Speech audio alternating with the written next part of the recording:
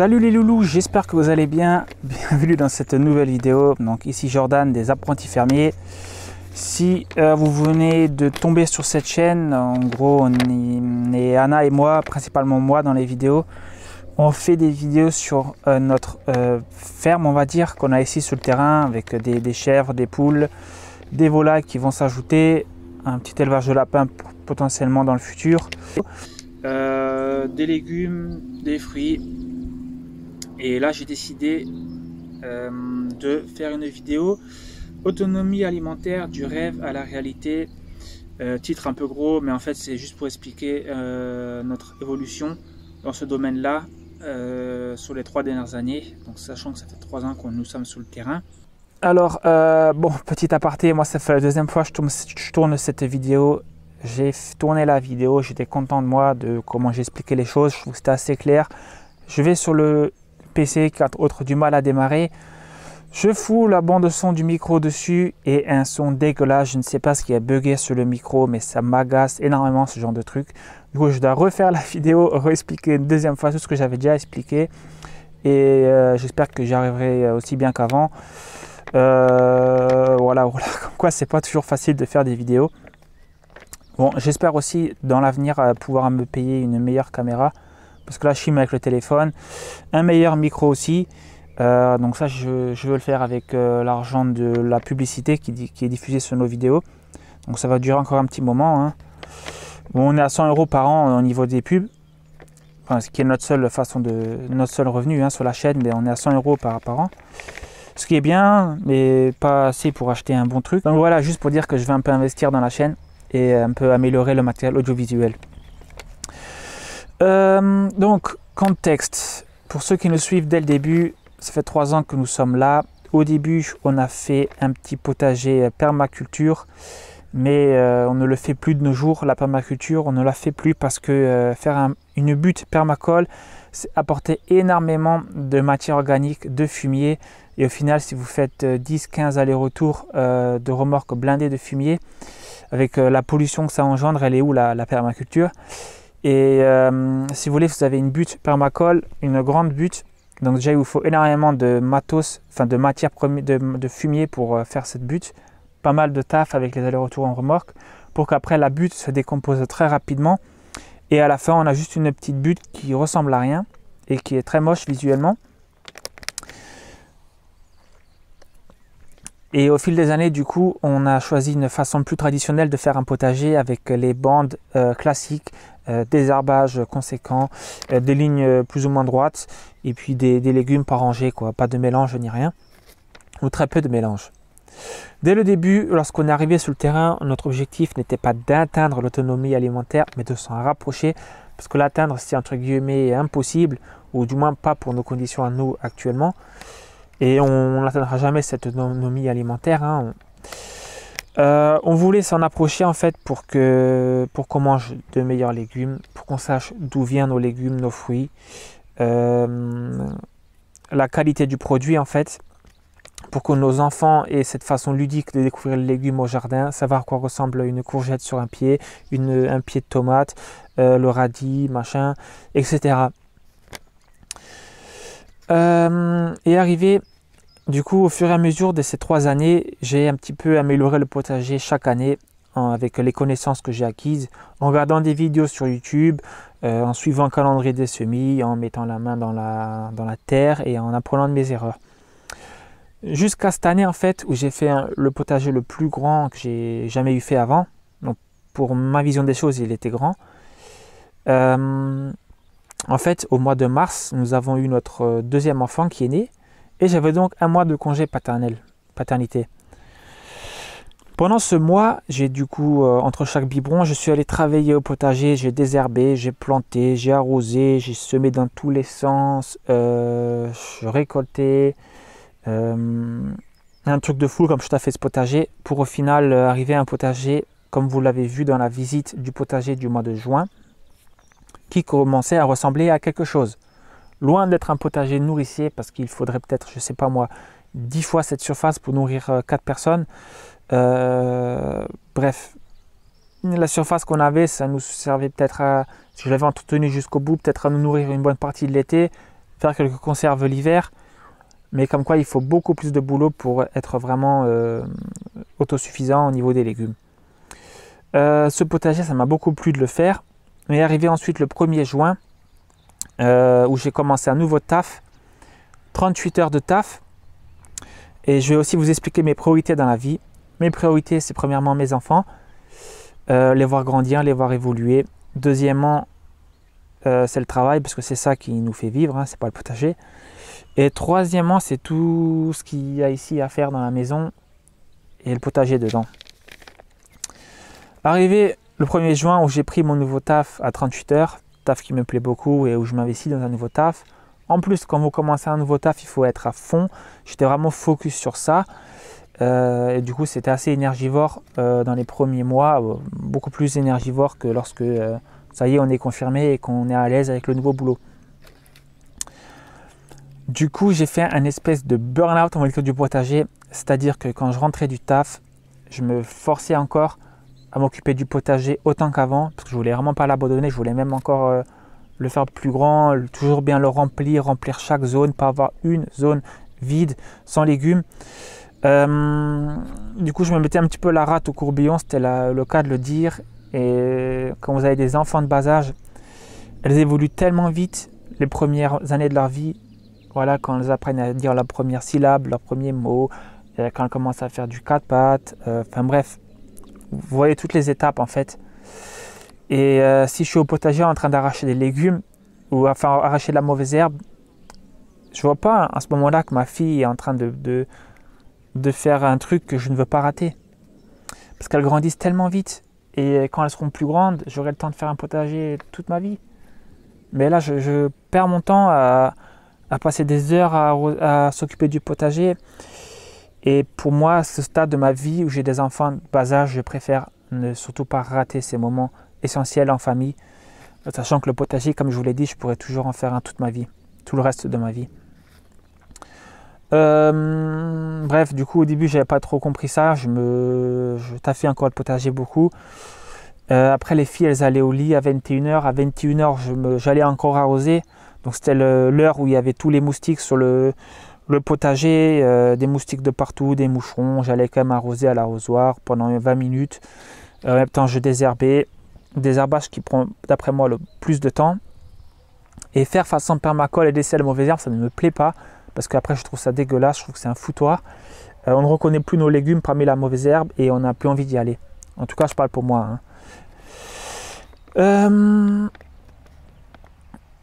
Bref, c'est pas du tout un coup de gueule en fait. C'est juste que pour moi je me dois de vous raconter ce qui ne va pas ici pour vous montrer l'évolution des choses. Et c'est en partie pour ça que vous me suivez, je pense, que vous nous suivez, pour voir comment ça évolue tout simplement notre projet. Et donc là on est à un stade, autonomie alimentaire, surtout potager, 3 ans après, qu'est-ce qui s'est passé quoi. Donc voilà, je vous décris tout ça.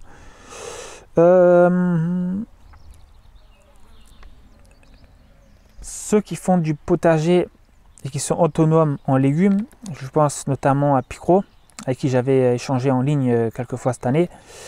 Picro, bonjour à toi, si tu regardes cette vidéo, dis-nous juste dans les commentaires si ça t'intéresse, enfin si tu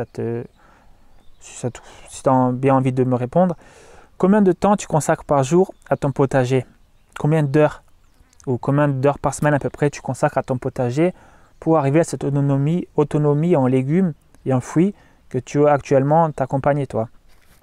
Ce serait très très intéressant de le savoir.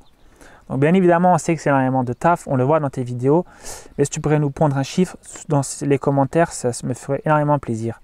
Et puis ça illustrer très bien mes propos de cette vidéo. En fait, pour arriver à l'autonomie alimentaire, il faudrait déjà en fait il y a le modèle à peu près du grand-père à la ferme qui travaille du matin au soir, comme un peu on va dire la famille, si vous prenez un peu pas la petite maison de la prairie, mais vous voyez un peu le style quoi. Style on fait une ferme en fait, on arrête de travailler, on n'est pas employé et on fait une ferme. Là vous pouvez être autonome au niveau de l'alimentation. Voilà, mais c'est pas le cas pour moi, c'est pas ce que je veux devenir. Je ne veux pas devenir fermier à temps plein comme ça. Je veux garder mon emploi pour toutes les qualités et toute la sécurité que ça engendre, pour le contact humain que je peux conserver dans une société. et pour le travail qui me plaît. Sachant que si je travaillerais seul toute la journée à une ferme, je déprimerais parce que moi, il me faut du monde au boulot. Et puis le potager, je veux que ça soit du loisir, même avec tous les bienfaits que ça engendre, je veux que ça soit un loisir en fait, que ça ne deviendra pas mon boulot, ça ne deviendra jamais mon boulot. Bref, donc pour être autonome, il faut taffer, d'après moi, tous les jours, plusieurs heures, voire les après-midi entières sur un potager, en reprenant un petit peu le modèle d'une ferme. Parce que bien sûr aussi l'autonomie alimentaire c'est la viande aussi, hein. Enfin, pour moi en tout cas, pour nous, dans cette famille en tout cas. Parce qu'on mange la viande, hein, tout simplement, on n'est pas des véganes ou des végétariens. Ou alors vous ne faites pas une ferme et vous devenez par exemple autonome en légumes. Enfin vous ne faites pas forcément une grosse ferme et vous taffez énormément votre potager et votre exploitation plusieurs heures par jour.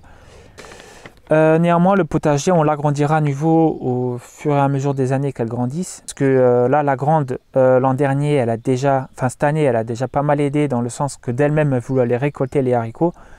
Les fèves, par exemple, elle en raffolait. Je les écoutais là, au printemps, elle les mangeait une par une, crues, elle les adorait. Les haricots, elle les récoltait, après on les faisait cuire, elle les mangeait, l'assiette était finie, l'assiette était vide. Si vous avez des enfants qui ne mangent pas les légumes, faites un potager, allez les emmener pour la cueillette et vous allez voir, ils ne vont rien laisser de côté, ils vont tout manger. C'est le pur bonheur et une fierté de voir ça. Du coup, bien évidemment, on ne va pas arrêter le potager, on va le continuer, mais on va le faire moins grand. Je vous invite à voir la dernière vidéo visite du potager du mois de juin. Même si vous la regardez que quelques secondes, vous avez un peu une image de l'ampleur que c'était, la taille que c'était. Comme je vous ai dit, on était loin d'être autonome avec ce potager-là. C'était qu'un début, on va dire, mais déjà trop conséquent pour notre situation actuelle. L'an prochain, ce qu'on aimerait faire, c'est qu'à cet endroit du grand potager, on aimerait mettre des plantes qui n'ont pas besoin d'entretien, comme des pommes de terre, tournesol, topinambour. C'est aussi pour cacher les voisins, on va dire. C'est des plantes qui poussent très haut. On verra moins les voisins aussi, même s'ils sont adorables. C'est toujours bien d'avoir un peu une intimité, je trouve. Et puis ensuite, du côté de la mare, on va mettre deux autres petits potagers où on va mettre des légumes qui se récoltent, qui se cultivent facilement, comme des courgettes, des tomates. On ne va pas trop s'embêter avec des carottes qui sont difficiles à semer, avec des navets où j'avais du mal cette année, avec du panais qui pourrissait lorsqu'il pleuvait trop. Ou peut-être que je planterai ce genre de légumes, mais à de plus petites proportions que cette année, ce que j'ai fait aujourd'hui, ce que j'ai fait cette année-là. Après, un autre sujet que je voulais aborder dans cette vidéo concernant l'autonomie alimentaire, c'est la conservation des légumes. Ça prend un temps fou de conserver les légumes. Ça aussi, stériliser et tout, on n'a pas le temps de faire ça. Puis l'idéal, ce serait d'avoir une cave. En Alsace, où j'habitais avant, les maisons ont quasiment toutes une cave. Là, c'est idéal. À l'année, ça reste frais. Vous pouvez stocker vos pommes de terre au noir, dans le noir, au frais, toute l'année. Vous pouvez faire une vraie conservation. Ici, on a une maison plein pied, donc c'est très pratique. On n'a pas d'escalier, mais par contre, pour conserver les légumes, c'est quand même beaucoup plus compliqué. On peut toujours faire un garage annexe, mais il ne sera pas aussi frais que dans une cave. On peut trouver des solutions peut-être avec des meubles suédois ou comment on appelle ça, des meubles un peu isothermes et tout. Il y a des trucs à faire. Bon, même si je ne suis pas moi fan d'enterrer un tambour de machine à laver dans la terre, ça ne m'intéresse pas trop de faire ça. On peut toujours étudier certains trucs et mettre des choses en place, mais ça reste quand même un sujet compliqué et on va dire qui ne se met pas en claquant des doigts en place. Qui se met pas en place en claquant des doigts.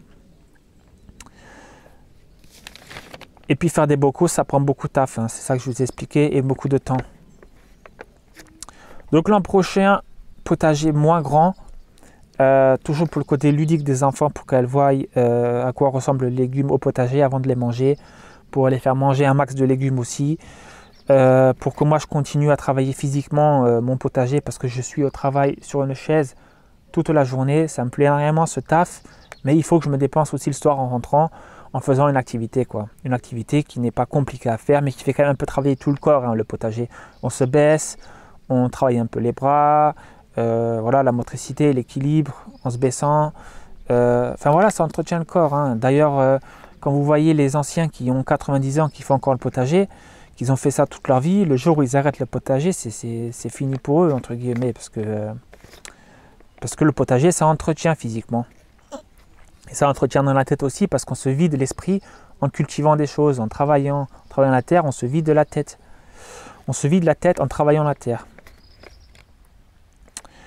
Donc voilà, je pense que je me suis répété plusieurs fois, c'était un peu brouillon ma façon de parler, mais en même temps ça fait la deuxième fois que je tourne cette vidéo. Excusez-moi, j'espère que ça va vous plaire quand même. Mais dites-moi dans les commentaires que si vous faites de l'autonomie, combien de temps vous prenez par jour, par semaine. Faites-moi un petit ratio là, s'il vous plaît, si vous voulez bien. Voilà, pour que nous on ait une idée quoi.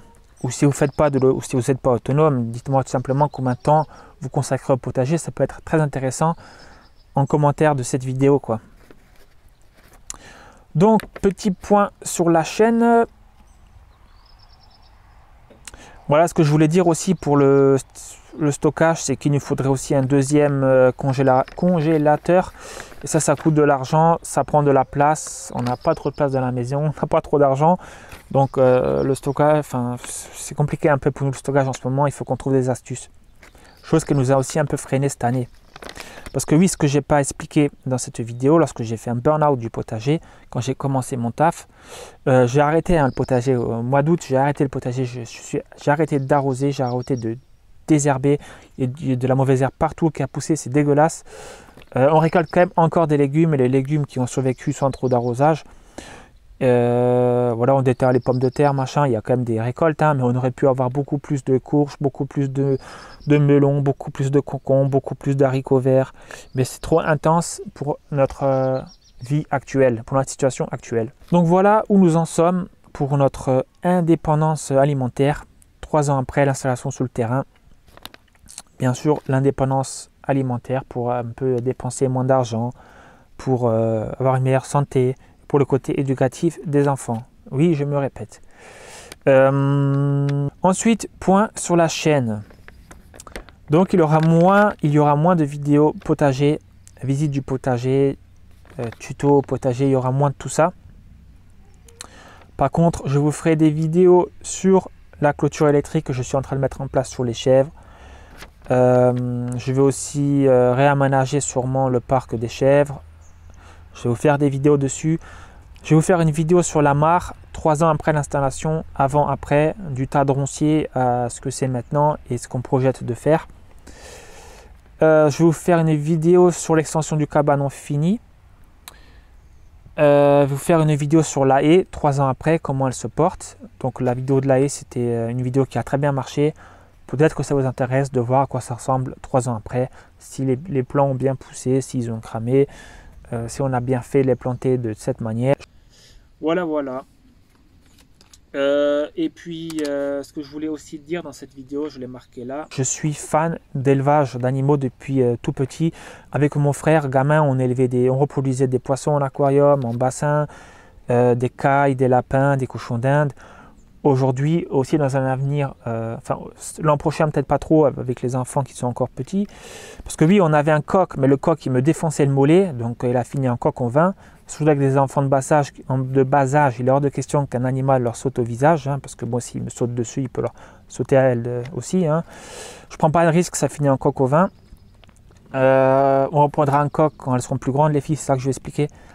Et puis en attendant, l'an prochain, on va acheter des poussins ou des petites poulettes dans un élevage, on va les faire grandir. Après, on fera nos poulets de chair et on fera nos poules pour les œufs, quoi. Pour les poules pondeuses.